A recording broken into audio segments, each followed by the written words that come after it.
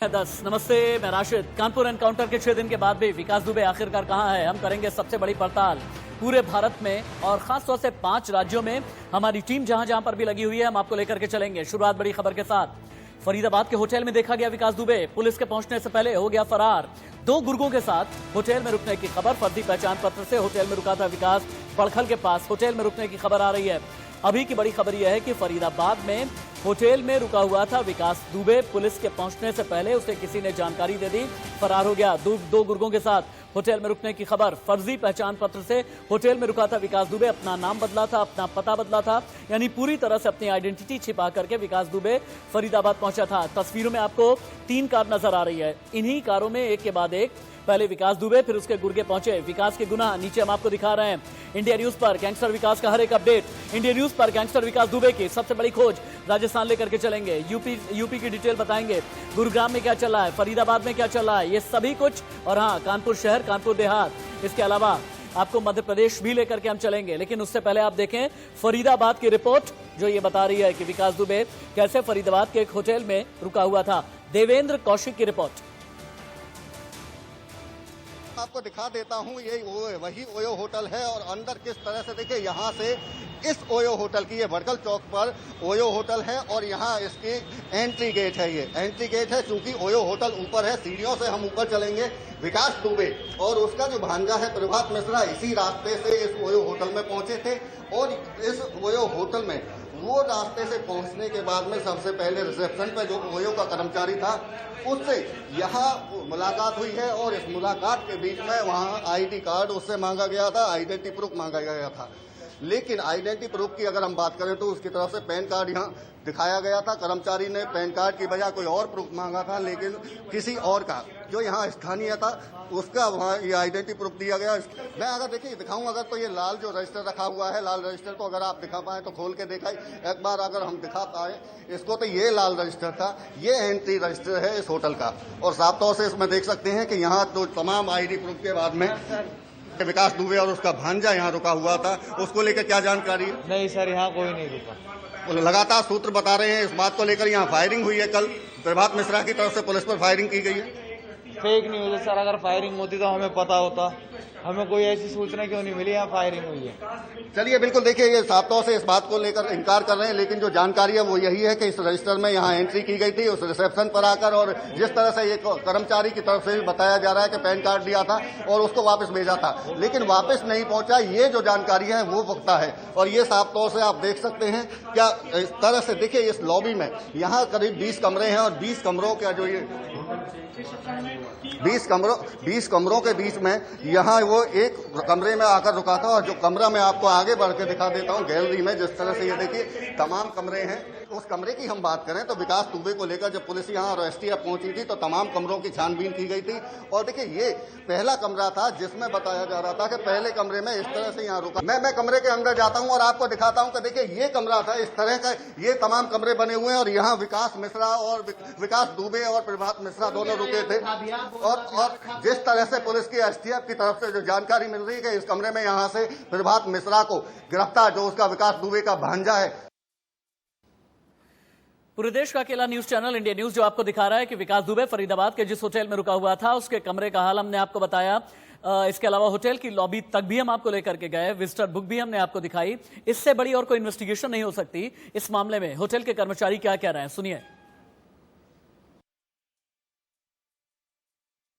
Sir 12:30 से 1 के बीच में ही आए थे। इन्होंने रूम की पूछी, रूम मिल जाएगा। मैंने सर मिल जाएगा। आईडी कार्ड हुई, इन्होंने मुझे पैन कार्ड दिया। पैन कार्ड में ना तो इनका कोई एड्रेस था ना होता उसमें, और क्या कहते हैं फोटो ब्लर आ रही थी कि जिससे लगे कि हाँ ये भाई ये आदमी इसी का ही आई कार्ड है, ये पैन कार्ड है। ऐसा कुछ नहीं था। मैंने उनसे कहा आप दूसरी आईडी दे दो कोई मेरे को। उन्होंने मुझे आईडी नहीं दी और वो चुपचाप नीचे उतर गए। तो आईडी इन सभी खबरों के बीच यूपी एसटीएफ को बड़ी कामयाबी हाथ लगी है। एसटीएफ ने विकास दुबे के करीबी को मार गिराया। हमीरपुर में विकास का करीबी अमर दुबे मारा गया। हमीरपुर के मौदहा में यह एनकाउंटर हुआ है। विकास का एक और साथी श्यामू वाजपेयी भी गिरफ्तार हुआ है। यूपी की स्पेशल टास्क फोर्स ने हमीरपुर में अमर को मार गिराया। विक्रू के शूटआउट में शामिल था अमर दुबे और विकास का राइट हैंड कहा जाता था। पुलिस ने अमर पर 25,000 का इनाम भी घोषित किया था। दूसरी ओर विकास के साले ज्ञानेंद्र प्रकाश को एमपी के शहडोल से हिरासत में लिया गया है। अमर दुबे की ऑटोमेटिक गन भी बरामद की गई है। अमर की ओर से हुई फायरिंग में एसआई मनोज शुक्ला और एसटीएफ का एक सिपाही घायल हो गए थे। याद होगा आपको, हमने दिखाया था। 3 तस्वीरों के जरिए अब आप इस पूरी खबर को समझेंगे। 3 तस्वीरें दिखाएं। विकास दुबे को होटल के सीसीटीवी में देखा गया है, यानी फरीदाबाद। हमीरपुर में गुर्गा ढेर कर दिया गया है, अमर दुबे जिसका नाम है। इसके अलावा पुलिस की छापेमारी जारी है। सीसीटीवी में दिखा है विकास, हमीरपुर में गुर्गा ढेर हुआ है, पुलिस की छापेमारी जारी है। और छापेमारी में राजस्थान, मध्य प्रदेश, हरियाणा, दिल्ली, 5 अलग अलग राज्यों में पुलिस की छापेमारी जारी है। टोल नाकों से लेकर के गली मोहल्ले, शहर शहर अभी पुलिस की यह तफ्तीश जारी है। कानपुर एनकाउंटर के चश्मदीद कांस्टेबल अजय कश्यप का क्या कहना है, सुनिए। जी कुछ दिन 2 तारीख की रात थी, तो मेरी ड्यूटी थी एसओ के साथ, हमारा ही ड्यूटी थी, मेरी और जितेंद्र पाल की, जिसकी डेथ हो गई जो मथुरा का था। तो हमें 12 बजे के आसपास तो अपने क्षेत्र में थे, अपने पेट्रोल थाने के क्षेत्र में। तो एसओ सर के पास फ़ोन आता है किसी का कि हमें वहाँ दबिश में जाना है, जो कि चौबेपुर थाने क्षेत्र की दबिश थी। तो वहाँ पे 3 थानों की पुलिस आ रही थी, चौबेपुर, शिवराजपुर, हमारी पिठूर की। तो हमारे पिठूर से 2 गाड़ी गई थी, एक हमारी गाड़ी, एक प्राइवेट गाड़ी लगी सर। तो 10 कुल लोग 10 गए थे हमारे थाने से। तो गाड़ी गांव के बिकरू गांव के बाहर खड़ी होती है। हम उससे पहले उस गाँव में कभी नहीं गए थे, हम बिल्कुल अनजान थे उस गाँव से, हमें नहीं पता था कौन सी गली कहाँ जा रही है। बस तो उतरे, गाड़ी से उतर के तुरंत चल दिया। चलने के बाद उसका मकान गाड़ी से लगभग 200 मीटर के आसपास होगा। तो हम वहाँ पे गए, तो रास्ते में बिल्कुल अंधेरा था, मतलब गाँव में लाइट नहीं आई थी। तो हम विकास दुबे घर के पास पहुँचते हैं, तो वहाँ पे एक जेसीबी खड़ी थी। तो जेसीबी खड़ी होती तो वहाँ पे थोड़ा सा कुछ अंदेशा सा हुआ, तो सबने नॉर्मली लिया उसे। तो कुछ लोग जेसीबी के नीचे से निकलने लगे आगे से, तो हम कुछ लोग 2-3 में हमारे सर, हम जेसीबी के आगे से चले गए, क्योंकि उसमें से एक बार में एक ही आदमी निकल पा रहा था। तो जेसीबी क्रॉस करने के बाद कोई हमारे स्टाफ का किसी ने टॉर्च मारी विकास दुबे की छत की तरफ, तो वहाँ पे कोई एक आदमी दिखाई दिया। तो हम घर के कोने तक पहुँच पाते हैं, तो अचानक से फायरिंग होती है, और फायरिंग बहुत जगह वाली होती है, कम से कम 20-22 राउंड आए हमने पहली बार में। तो बस हमने कवरी फायरिंग करते हुए हमने एक ट्रॉली खड़ी थी, उसमें सबने ट्रॉली की आड़ ली, सब पहले गए, फिर सबने हमें बुलाया, हम उनके पीछे गए, फिर एक टूटे से मकान में होते हुए फिर हम एक गली में आ गए। अब हमें ये नहीं पता था गली पार है या नहीं है वो, तो भगवान की दुआ से वो गली पार थी, तो हम अपनी गाड़ी तक आ गए। मेरे 4 से 5 रिपोर्टर्स, मेरे साथी, मेरे कोलीग्स अलग अलग जगह से जुड़ने वाले हैं, लेकिन उनके साथ ही मैं इन्वेस्टिगेशन की शुरुआत करूं उससे पहले आपको इन्फोग्राफिक स्टूडियो लेकर के चलूंगा, फिर टच पैनल स्टूडियो हम जाएंगे, उसके बाद ग्राउंड जीरो की रिपोर्ट क्या है ये हम आपको दिखाएंगे, कितने एंगल पर जांच की जा रही है, एक एक करके हम आपको हर एक रेशा दिखाने जा रहे हैं। आपकी टीवी स्क्रीन पर सबसे पहले हम फरीदाबाद की रिपोर्ट दिखाते हैं। फरीदाबाद पर से किस तरह के टिप ऑफ मिले हैं आप देखें। नेशनल हाईवे पर एक होटल होने की खबर मिली, होटल में ठहरे थे विकास और उसके 2 साथी, इधर से पुलिस पहुंची, फिर इंडिया न्यूज भी पहुंचा, लेकिन बड़खल के पास ओयो होटल में जो रुकने की खबर थी, स्थानीय किसी ने मदद की थी, बुक कराया था होटल गलत आइडेंटिटी पर, क्रेडिट कार्ड से होटल का भुगतान किया गया था, जिसके क्रेडिट कार्ड से भुगतान किया गया है उसकी भी जांच की जाएगी। भारत कॉलोनी में रहने वाले ने यह कमरा बुक कराया था, होटल में दर्ज कराया था गलत नाम और गलत पता, और पुलिस के पहुंचने से पहले ये फरार हो गया। तो आखिरकार वरदहस्त किसका मिला हुआ था, यह बहुत बड़ा सवाल है। और हाँ, अब आपको हम लेकर के चलते हैं अपने टच पैनल स्टूडियो, जहां पर आप ये देखेंगे कि किन किन राज्यों में अभी इंडिया न्यूज की तफ्तीश जारी है और किन किन राज्यों में भागता हुआ फिर रहा है विकास दुबे, लेकिन विकास दुबे बचेगा नहीं। टच पैनल स्टूडियो बहुत तेजी के साथ में हम चलते हैं। यहां पर मैप गिराया जाए, हाँ मैप गिराएं, ठीक है। विकास कहां पर हो सकता है, अब आप देखें राज्यों के साथ साथ शहरों के नाम आप देखें। चूंकि कानपुर में 2 जुलाई को घटना घटी है, 6 दिन हो चुके हैं पूरे। कानपुर के बाद पता ये चला कि चंदौली भी जा सकता है। चंदौली का मतलब यह है वो इलाका जो कि झारखंड से बहुत ज्यादा दूर नहीं है या बिहार से बहुत ज्यादा दूर नहीं है, लेकिन यूपी का इलाका है। इसी इलाके के पास में मिर्जापुर है, इसी इलाके के पास में विंध्याचल है, यानी चंदौली के पास हो सकता है कहीं विकास दुबे। हम आपको लेकर के चलेंगे ग्राउंड जीरो। लखनऊ में विकास दुबे को इसकी कितने एंगल से जांच की जा रही है इसके बारे में भी हम आपको बताएंगे, लखनऊ से लगे हुए इलाके। फिर उसके अलावा हम आपको बुंदेलखंड भी लेकर के चलेंगे, मेरे सहयोगी हमीरपुर से भी रिपोर्ट करेंगे, उनके साथ भी हम जुड़ेंगे। हमीरपुर वो जगह है जहां पर अमर दुबे मारा गया है। इसके अलावा दिल्ली में कुल जिले हैं 7, लेकिन 7 में से 2 जिलों में कहां-कहां तलाशी चल रही है, यहां भी आपको लेकर के चलेंगे। फरीदाबाद की रिपोर्ट देवेंद्र के जरिए हमने आपको दिखाई। फरीदाबाद, जहां पर एक होटल में रुका हुआ था विकास दुबे। गुरुग्राम में भी अलर्ट जारी कर दिया गया है। गुरुग्राम की पुलिस का यह कहना है कि फरीदाबाद से भाग करके गुरुग्राम की तरफ जा सकता है, लेकिन ये तो हो गए शहरों के नाम। इसके अलावा राज्यों की भी जब हम बात करते हैं ना, तो उत्तर प्रदेश, मध्य प्रदेश, राजस्थान, दिल्ली, हरियाणा, कहीं पर भी हो सकता है विकास दुबे। अपने मेन स्टूडियो चलते हैं, इन्वेस्टिगेशन को हम और आगे बढ़ाएंगे। तेजी के साथ स्क्रीन पर उतारा जाए मेरे जितने भी कोलीग मेरे साथ में जुड़े हुए हैं, एक एक करके। लखनऊ से चूंकि मेरे साथ में है खुर्रम निजामी, इसके अलावा देवेंद्र के पास में चलेंगे, मेरे साथ फरीदाबाद से जुड़ने वाले हैं। देखिए मेरे सभी सहयोगी जुड़ चुके हैं मेरे साथ में। खुर्रम लखनऊ से रिपोर्ट कर रहे हैं, गुड़गांव से राज वर्मा है, राहुल वाजपेयी कानपुर से रिपोर्ट कर रहे हैं, और इसके अलावा फरीदाबाद से मेरे साथ में है देवेंद्र। सबसे पहले आपके पास आते हुए, फरीदाबाद से विकास दुबे के भागने की संभावना कहां पर है? बिल्कुल, देखिए अगर फरीदाबाद की हम बात करें तो फरीदाबाद से जो प्राप्त जानकारी सूत्रों के अनुसार मिल रही है वो गुरुग्राम की तरफ यहां से निकला है, और गुरुग्राम पुलिस की तरफ से बाकायदा इस बात को लेकर हाई अलर्ट पर है। और बस इतने में रुकिएगा, बहुत तेजी में, बहुत क्विकली हम पूरी इन्वेस्टिगेशन करने जा रहे हैं। हम गुरुग्राम चलते हैं। राज वर्मा हमारे साथ में है, देवेंद्र। राज वर्मा हमारे साथ में है। राज, देवेंद्र का कहना यह है कि फरीदाबाद से भाग करके विकास दुबे और उसके कुछ साथी, कुछ गुर्गे और कुछ उसे शह देने वाले लोग गुरुग्राम की तरफ जा सकते हैं। गुरुग्राम की इन्वेस्टिगेशन क्या है?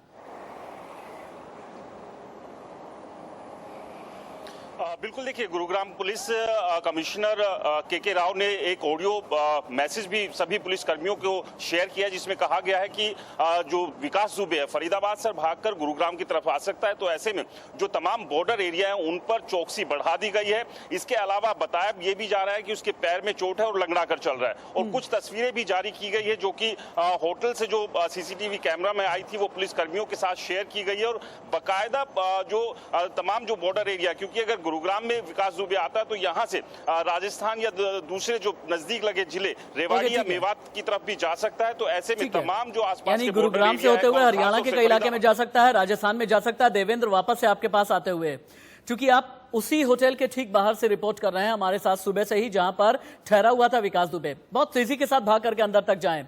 अभी होटल की इन्वेस्टिगेशन क्या बता रही है, बहुत तेजी के साथ 1 मिनट में मुझे बताएं, उसके बाद मैं लखनऊ जाऊंगा, कानपुर जाऊंगा। राज, आप रहे हमारे साथ में।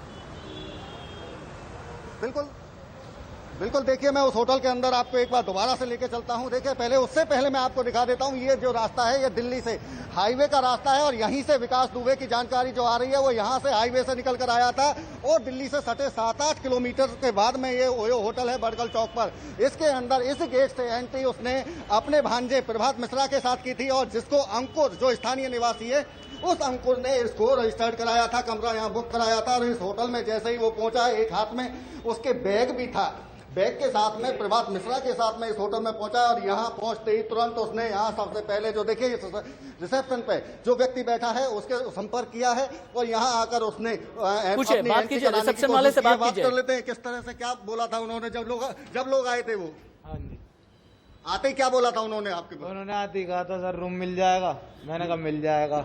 उन्होंने मुझे अपनी एक आईडी दी, पैन कार्ड, जिसपे फोटो साफ नहीं थी और ना कोई एड्रेस था। मैंने सर कोई आधार कार्ड DL दो जिस पे एड्रेस हो। अंकुर नाम का जो सामने आ रहा है शख्स उसने बुक कराया था, वो अंकुर कौन है? मुझे क्या पता कौन है। अंकुर नाम का कोई व्यक्ति रुका था यहाँ? नहीं रुका था। अंकुर आया था, जो वो 2 जने आए थे, उनमें ये नहीं पता अंकुर कौन है कौन क्या है। ये विजिटर रजिस्टर जरा सा खोल करके हम देख सकते हैं क्या? नाम की आईडी दी थी क्या? विजिटर रजिस्टर खोल करके हम देख सकते हैं देवेंद्र की किस नाम से बुकिंग हुई है? देखिए बिल्कुल, अगर देखिए हम आपको बता देते हैं, ये होटल रजिस्टर है, लेकिन इसको खोलने के लिए, क्योंकि प्राइवेसी किसी की भंग ना हो, क्योंकि तमाम तरह के यहाँ लोग आते हैं, तो इस बात को लेकर ही अभी इसको मना किया गया है खोलने के। लेकिन इस बीच में मैं दिखाऊं आपको, देखिए ये सीसीटीवी सामने, जिसमें सीसीटीवी में साफ तौर से जिसको विकास दुबे बताया जा रहा है वो इसी सीसीटीवी में कैद हुआ है, और यहाँ सीसीटीवी स्क्रीन भी लगी हुई है। ओके ठीक है देवेंद्र आप वहीं पर रुके रहें, क्योंकि आप टीवी स्क्रीन पर लगातार हैं, वहां से हटिएगा नहीं। दोबारा आपके पास मैं आ रहा हूं, ठीक यहीं पर रुके रहें आप। एक काम कर लेते हैं, इससे पहले कि मैं इन्वेस्टिगेशन को लेकर के लखनऊ और कानपुर चलूं, एक बात दिखाते हैं हम, क्या हम जा सकते हैं अपने इन्फोग्राफिक स्टूडियो? क्या हमारा इन्फॉर्मेशन पूरी तरह से तैयार है? अगर तैयार है तो आपको हम दिखाते हैं कि विकास दुबे आखिरकार फरार कैसे कैसे हुआ, कहां कहां पर गया है। पुलिस वालों की हत्या के बाद साइकिल से निकला विकास दुबे, शिबली से एक बाइक लेकर लखनऊ के लिए निकला, लखनऊ लेकर के चलेंगे, खुर्रम वहां पर हैं। शिबली में विकास ने अपना मोबाइल फोन कर दिया बंद, मोबाइल फोन नहीं इस्तेमाल कर रहा है। पत्नी की आखिरी लोकेशन चंदौली में मिली है, चंदौली लेकर के चलेंगे। लखनऊ में रहने वाली पत्नी और बेटा पहले ही निकल गए, भाग लिए। विकास और पत्नी अलग अलग चंदौली पहुंचे। चंदौली में विकास, पत्नी और बेटे की हुई मुलाकात। चंदौली से तीनों अलग अलग लोकेशन के लिए फरार हो गए। ये अलग अलग लोकेशन क्या हो सकती है? खुर्रम निजामी के पास जा सकते हैं क्या? खुर्रम निजामी को लेकर के आइए, टीवी स्क्रीन पर खुर्रम निजामी को लेकर के आए। खुर्रम लखनऊ से रिपोर्ट करते हुए, लखनऊ से भाग करके चंदौली, चंदौली से होते हुए अलग अलग राज्यों में जा सकता है विकास दुबे। अभी लखनऊ की रिपोर्ट क्या है और लखनऊ से इनपुट इन्वेस्टिगेटिव आपको क्या मिल रहे हैं?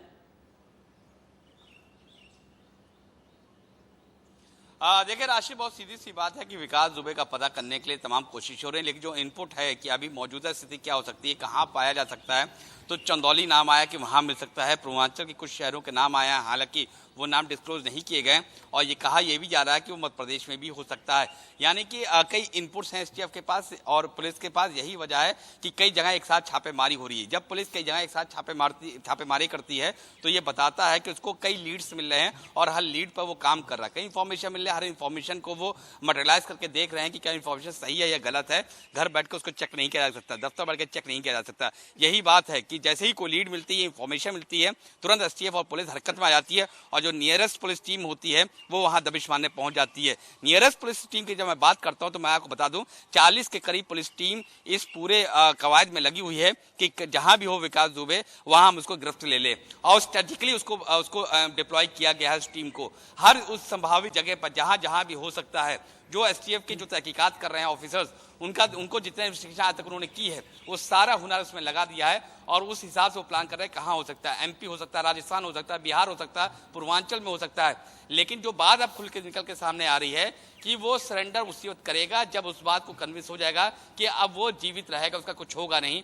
इस वजह से वो सरेंडर नहीं कर रहा है। वो लगातार पेशबंदी कर रहा है कि जब हम सरेंडर करने जाए तो हमारा सरेंडर करने के बाद, क्योंकि यूपी पुलिस को रिमांड पर लेगी, उसका कुछ ना हो। अब वो इस कवायद में लग चुका है। जो उसके आका है, जो उसके पॉलिटिकल आका है, उनके वो टच में है। बताया जा रहा है एसटीएफ द्वारा कि उनके टच में भी यही वजह है कि कई ऐसे पॉलिटिकल आका नाम नहीं बता रहे हैं। ये बड़ी बात। याद करिए श्री प्रकाश शुक्ला का दौर। जब श्री प्रकाश शुक्ला खुर्रम निजामी, दोबारा आपके पास लौट करके आता हूं। राहुल वाजपेयी के पास में चलते हैं, कानपुर से रिपोर्ट कर रहे हैं। कानपुर की खबर क्या है? कानपुर में पुलिस इन्वेस्टिगेशन कहां तक पहुंचा है? कानपुर में कितने लोग हिरासत में लिए गए हैं और कानपुर पुलिस कितने एंगल पर जांच कर रही है और 6 दिन में कानपुर पुलिस कहां तक पहुंची है?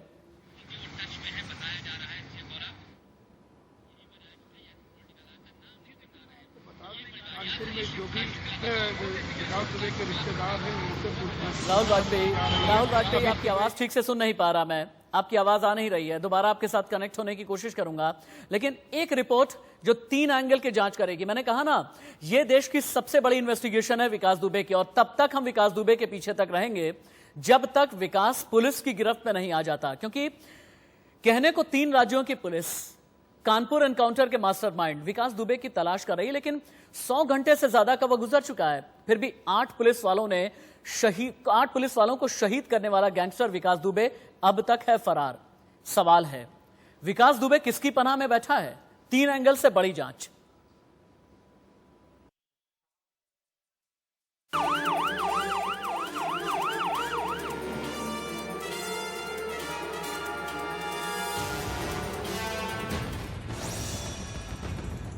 कानपुर एनकाउंटर केस की कड़ियां जैसे जैसे खुल रही हैं, वैसे वैसे एक एक कर सभी सच भी सामने आ रहे हैं।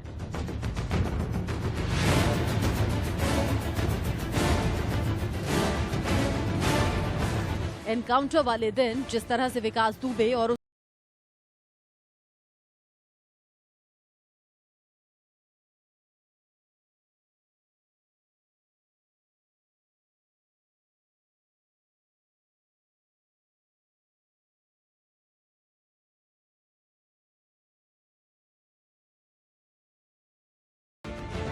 बिकरू के विकास दुबे, जी हाँ वही विकास दुबे जिस अपने गांव बिकरू में खेला था खूनी खेल और 8 पुलिस कर्मियों को उतार दिया था मौत के घाट। तो सवाल बड़ा है, क्या विकास दुबे को मालूम था कि क्या होने वाला है?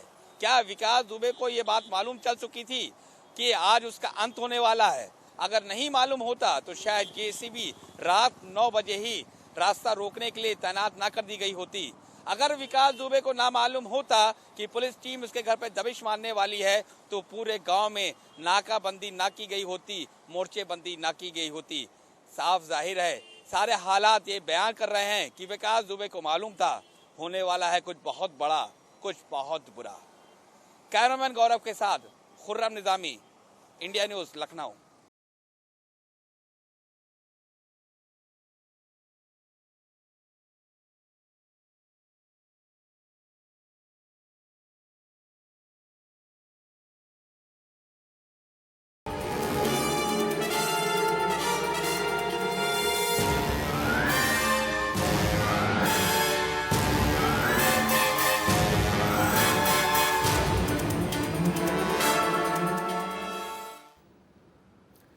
हम रिपोर्टर के पास जाएंगे, लेकिन एक मिनट, बहुत बड़ी खबर आ रही है, बहुत बड़ी खबर है ये। कानपुर हत्याकांड में बहुत बड़ा एक्शन। चौबेपुर का पूरा थाना लाइन हाजिर, सभी दारोगा सिपाही लाइन हाजिर। घटना में कुछ सिपाहियों की भूमिका संदिग्ध। चौबेपुर थाने में नए स्टाफ की होगी तैनाती। कानपुर हत्याकांड में यह बहुत बड़ा एक्शन है। चौबेपुर का पूरा थाना लाइन हाजिर कर दिया गया है, सभी दारोगा सिपाही लाइन हाजिर हैं। घटना में कुछ सिपाहियों की भूमिका संदिग्ध है और चौबेपुर थाने में नए स्टाफ की तैनाती होगी।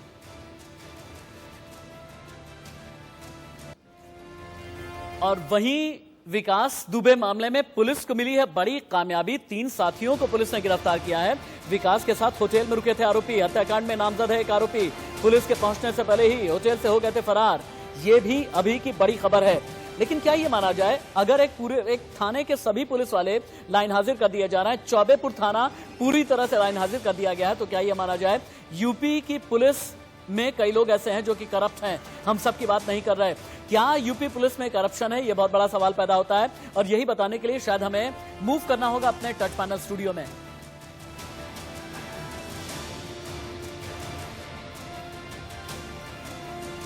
क्या हम अपना टच पैनल स्टूडियो में चल सकते हैं? ठीक है, क्योंकि हमने ये बताया ना कि चौबेपुर का पूरा थाना लाइन हाजिर कर दिया गया। और हाँ, अब से थोड़ी देर के बाद इंडिया न्यूज पर एडीजी लॉ एंड ऑर्डर भी बोलने वाले हैं, उनके पास भी हम चलेंगे। ADG law and order live, ADG law and order live. आज सुबह तड़के हमीरपुर के मौदहा थाने अंतर्गत एक साहसिक मुठभेड़ में इस पूरे प्रकरण का जो मुख्य अभियुक्त है अमर दुबे, वो एसटीएफ और स्थानीय पुलिस के मुठभेड़ में मारा गया है। इस पे 50,000 का इनाम घोषित था और ये घटना में शामिल था। इसके अतिरिक्त लगातार पुलिस जो भी इसके मुख्य अपराधी है उसके खोजने में लगी है। और जैसा मैंने पूर्व में भी कहा था, ये जहाँ कहीं भी होंगे हम उनको ढूंढ के निकालेंगे और इसको कानून के शिकंजे में हम ले जाएंगे। और हमारे जो जवानों ने शहादत दी है वो बेकार और व्यर्थ नहीं जाएगी। और हमारा लंबा और उत्तर प्रदेश पुलिस का बहुत अच्छा इतिहास रहा है और हम इस तरह के क्राइम और क्रिमिनल के विरुद्ध जीरो टॉलरेंस की नीति रखते हैं और ऐसे सभी अपराधियों को सही अंजाम तक पहुंचाया जाए। हम ये कह सकते हैं कि विकास दुबे के बहुत नजदीक तक पुलिस ऑब्वियसली पहुंच गई, क्योंकि आप लोग काम कर रहे हैं इस पे। जी, हमारी लगातार इसमें कोशिश है, क्योंकि ये इतना बड़ा केस है कि जिसकी मॉनिटरिंग पुलिस महानिदेशक महोदय स्वयं प्रतिदिन करते हैं। तो पूरी एनर्जी, पूरे विभाग के सारे लोग इसी काम में लगे हैं कि जल्द से जल्द इन सभी अपराधियों को कानून के शिकंजे में लाया जाए। एडीजी लॉ एंड ऑर्डर को सुन रहे थे आप, जिनका ये कहना था कि ये केस बहुत बड़ा है और हर एक एंगल से तफ्तीश की जा रही है। और इसके अलावा हमीरपुर में विकास दुबे का जो साथी मारा गया है उनके बारे में बताते हुए, लेकिन थोड़ी देर पहले मैंने आपसे ये कहा था कि चौबेपुर का पूरा थाना लाइन हाजिर हो गया है। क्या यूपी में पुलिस में करप्शन है? और यही एक वजह है कि उत्तर प्रदेश अपराध प्रदेश बना रहता है, लाख दावों के बावजूद, लाख कोशिश के बावजूद या लाख बड़े और कड़े फैसलों के बावजूद। टच पैनल स्टूडियो आपको लेकर के चलते हैं। कैनवास को हम करेंगे थोड़ा सा बड़ा, क्योंकि ये बात विकास दुबे की है, ये बात श्री प्रकाश शुक्ला की है और ये बात है अपराध की, ये बात है देश में अपराध की, ये बात है यूपी में अपराध की और देश में जितना अपराध है उसमें यूपी की हिस्सेदारी की। अब आप देखें, ये एनसीआरबी का डेटा है, नेशनल क्राइम रिकॉर्ड ब्यूरो का डेटा। और ये डेटा, ये जो लेटेस्ट बिल्कुल डेटा है, ये हालांकि आज का नहीं है, मैं फिर से बताऊंगा, ये एक रेट्रोस्पेक्टिव डेटा है, लेकिन ये बता रहा है कि यूपी में अपराध का ग्राफ एनसीआरबी के मुताबिक किस तरह का रहा है। कुल अपराध जब देश में लगभग 50 लाख या 51 लाख के आसपास होता है, तो यूपी में जो अपराध की हिस्सेदारी होती है लगभग 11.5% की होती है। यानी अपराध के मामले में पूरे देश के मुकाबले यूपी है लगभग 11.5% पर। और इसमें भी हिंसक जो अपराध होते हैं, यानी जो हीनियस क्राइम होते हैं, जैसे कत्ल किसी का कर दिया जाए, किसी को जान से मारने के अलावा जान से मारने की कोशिश की जाए, बलात्कार, इन सभी के मामलों में यूपी की जो हिस्सेदारी पूरे देश में है लगभग 15.25% के आसपास है। मैं फिर से ये बताऊंगा कि ये एनसीआरबी का 2018 का डेटा है, ये आज का डेटा नहीं है, लेकिन हम आपको एक रिट्रोस्पेक्टिव एस्पेक्ट में बताना ये चाह रहे हैं कि यूपी क्राइम के मामले में कहां खड़ा है। दलितों पर अत्याचार के मामले में लगभग 27.9%। उत्तर प्रदेश को इसीलिए ये कहा जाता है कि दलितों के मामले में, अत्याचार के मामले में जो कुल पूरे भारत में जितने भी केसेस आते हैं उनमें से लगभग 27 से 28% उत्तर प्रदेश से आते हैं। महिलाओं पर पूरे देश में जितना भी अत्याचार हो रहा है उसमें सबसे ज्यादा लगभग 15.5% उत्तर प्रदेश से आते हैं। बच्चों के खिलाफ क्राइम 14% यूपी से। आर्थिक अपराध यानी जो भी व्हाइट कॉलर क्राइम होता है इसमें भी यूपी में 14.5% पूरे देश के मुकाबले। साइबर क्राइम में बहुत ही आगे 23% यूपी से आते हैं।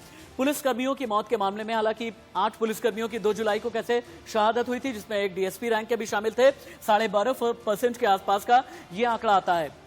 ये पूरे देश का आंकड़ा है। अब आप देखें, अब हम राज्यों की कंपैरेटिव स्टडी एनसीआरबी का डेटा ही लेकर के आए हैं। हम फिर से ये बताएंगे, ये रेट्रोस्पेक्टिव डेटा है, ये आज का नहीं है, लेकिन आपको एक एस्पेक्ट में समझाने के लिए, एक कैपिंग करके समझाने के लिए हमने ये रखा है। आप देखें, यूपी में जितने भी मामले दर्ज होते हैं, देश में दर्ज मामलों में यूपी का हिस्सा है लगभग 11.5%। यानी यूपी, महाराष्ट्र, केरल, तमिलनाडु, मध्य प्रदेश क्राइम के मामले में जो दर्ज मामले होते हैं, इनमें टॉप के 5 राज्य हैं। इनमें यूपी सबसे पहले है, इसके बाद महाराष्ट्र का नंबर आता है, फिर दक्षिण भारत में केरल और तमिलनाडु का नंबर आता है, फिर हिंदुस्तान का दिल यानी मध्य प्रदेश का नंबर आता है। दर्ज मामलों में 5,85,157 और देश में दर्ज मामलों का हिस्सा 11.5%। और इसीलिए यह कहा जाता है, यहां पर एक कॉकस काम करता है। इस कॉकस में पॉलिटिकल इन्फ्लुएंस वाले लोग होते हैं, इस कॉकस में कई बड़े बड़े उद्योगपति होते हैं, इस कॉकस में माफिया होते हैं, इस कॉकस में गैंगस्टर होते हैं, और यही वो कॉकस काम करता है जिसे तोड़ने की, हाँ इतना हम जरूर कहेंगे, यूपी के सीएम योगी आदित्यनाथ जिसे तोड़ने की लगातार कोशिश करते रहते हैं। और क्या हम अपने सहयोगियों के पास जा सकते हैं? चलिए राहुल वाजपेयी के पास में चलते हैं।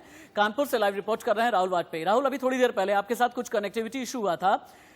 कानपुर में पुलिस की इन्वेस्टिगेशन कहां तक जा रही है और अभी तक का अपडेट विकास दुबे की तलाश में क्या है? ये एनसीआरबी का 2018 का डेटा है यार। आपको बता दूं कि पुलिस की इन्वेस्टिगेशन पूरी तरीके से चल रही है। जो विकास दुबे के रिश्तेदार हैं उनसे पूछताछ चल रही है। इसके अलावा जो पूरा चौबेपुर थाना लाइन आविद कर दिया गया है, क्योंकि कहीं न कहीं पूरे चौबेपुर थाने में पहले ही लाइन आविद कर दिया गया था, अब पूरा थाना ही लाइन आविद कर दिया गया, संदेह के घेरे में था, जिसको लेके ये बड़ी कार्रवाई की गई है। इसके अलावा आज सुबह एक मुठभेड़ हुई है कानपुर में, जिसमें विकास दुबे के करीब श्यामू वाजपेयी वो भी गिरफ्तार हुआ है। उसके पैर में गोली लगी है। कहीं न कहीं प्रयास जारी है। जो विकास की जिस तरीके से फरीदाबाद में लोकेशन निकल के सामने आ रही है, जिस तरीके से फरीदाबाद में उसका होना पाया गया है, उससे लेकर यूपी एसटीएफ और कानपुर की कई टीमें फरीदाबाद के पहुंच चुकी हैं और उसकी तलाश की जा रही है। इसके अलावा जिस तरीके से आज हमीरपुर में विकास का जो साथी था, साथ शूटर था अमर दुबे, जिस तरीके से मुठभेड़ में मार गिराया गया है, तो एक बड़ी चीज है कि अब लगातार जो उत्तर प्रदेश के मुख्यमंत्री योगी आदित्यनाथ द्वारा जो सख्ती अधिकारियों को दिखाई गई, जिसके बाद से लगातार इस तरीके से निकल के सामने और आ रहे हैं और लगातार लोगों की गिरफ्तारी हो रही है और अब विकास भी जल्द ही पुलिस की गिरफ्तारी होगा। जी, कानपुर से राहुल वाजपेयी, आपका शुक्रिया। लखनऊ से खुर्रम रिपोर्ट कर रहे थे, आपका बहुत बहुत धन्यवाद। देवेंद्र, लगातार हम आपके पास में आते रहेंगे, लेकिन फिलहाल के लिए आपका बहुत शुक्रिया। इस होटल की